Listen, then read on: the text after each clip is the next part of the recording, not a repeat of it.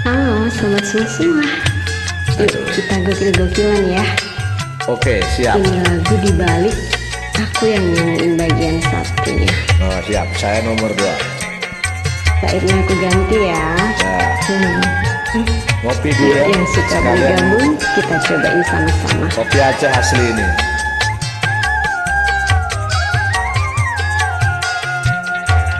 Debien wis tau tukoke wujud tali sak katoke saikine lako ilang saisine lunga menyang endi tanpa pamit ra ngapari apa lali kowe karo aku iki.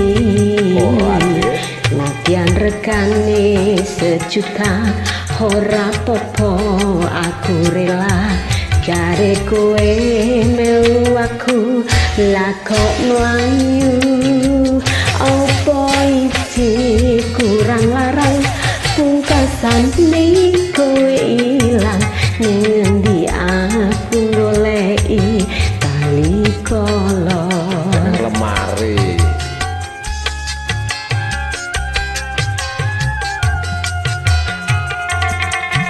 Iki dek katoke bukaan dhewe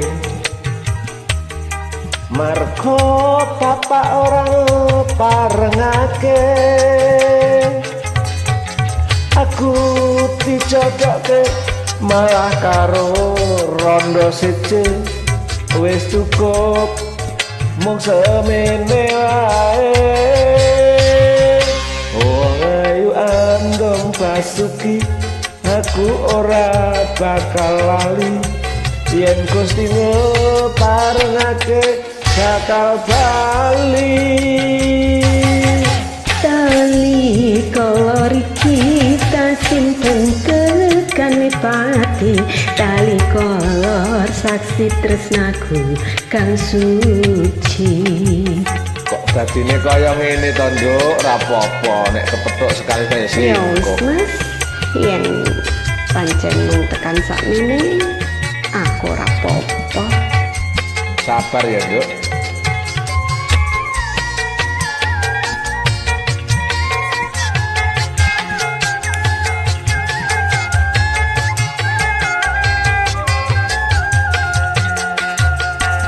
Dewien wis tau tukoke wujud tali sak katoke saikine lako ilang saisine yang endi tanpa pamit ra ngapari apa lali kowe karo aku iki. Nadyan rekane sejuta ora popo aku rela jare kowe melu aku lakok melayu opo iki kurang larang pungkasan ni kowe ilang ning endi aku goleki tali kolor Neng lemari. Neng di aku goleki taline. Iki nduk kolore tak kondorake Lah wis molor Mas. mergo bapak range parengake aku dicodoke malah karo rondo kere wis cukup mung semene wae. Wong ayu andong basuki aku ora bakal bali yen Gusti parengake mesti bali.